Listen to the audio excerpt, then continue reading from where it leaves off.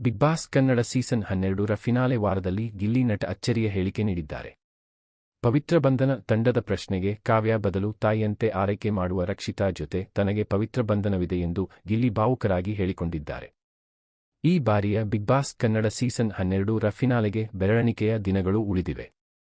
ಇಷ್ಟು ದಿನ ಕಾವ್ಯ ಸುತ್ತವೇ ಗಿರಕಿ ಹೊಡೆಯುತ್ತಿದ್ದ ಗಿಲ್ಲಿ ನಟ ಫಿನಾಲೆ ವಾರದಲ್ಲಿ ಬದಲಾದಂತೆ ಕಂಡುಬರುತ್ತಿದೆ. ವೀಕೆಂಡ್ ಸಂಚಿಕೆಯಲ್ಲಿ ಗಿಲ್ಲಿಯೇ ತನ್ನ ಸುತ್ತ ಸರ್ಕಲ್ ಎಳೆದಿದ್ದಾರೆ ಎಂದು ಕಾವ್ಯ ಹೇಳಿದ್ದರು. ಸೋಮವಾರ ಪ್ರಸಾರವಾದ ಸಂಚಿಕೆಯಲ್ಲಿ ಗಿಲ್ಲಿ ನಟ ಹೇಳಿದ ಮಾತನ್ನು ಕೇಳಿ ಅಭಿಮಾನಿಗಳು ಆಶ್ಚರ್ಯಚಕಿತರಾಗಿದ್ದಾರೆ.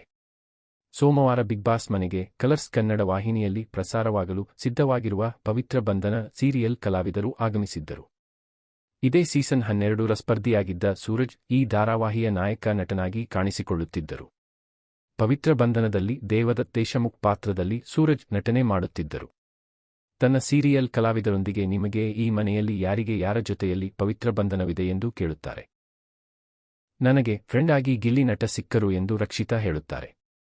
ಹಾಗೆಯೇ ರರು ಮತ್ತು ಕಾವ್ಯ ಸಹ ಗಿಲ್ಲಿಯೊಂದಿಗೆ ಪವಿತ್ರವಾದ ಬಂಧನ ಉಂಟಾಗಿದೆ ಅಂತ ಹೇಳಿದರು.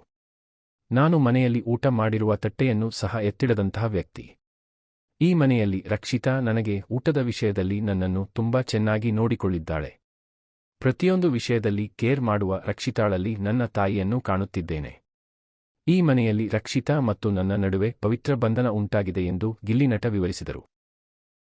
ಈ ಮಾತುಗಳನ್ನು ಹೇಳುವ ಸಂದರ್ಭದಲ್ಲಿ ಗಿಲ್ಲಿ ನಟ ತುಂಬಾನೇ ಸೀರಿಯಸ್ ಮತ್ತು ಭಾವುಕರಾಗಿರುವುದನ್ನು ಅಭಿಮಾನಿಗಳು ಸೂಕ್ಷ್ಮವಾಗಿ ಗಮನಿಸಿದ್ದಾರೆ.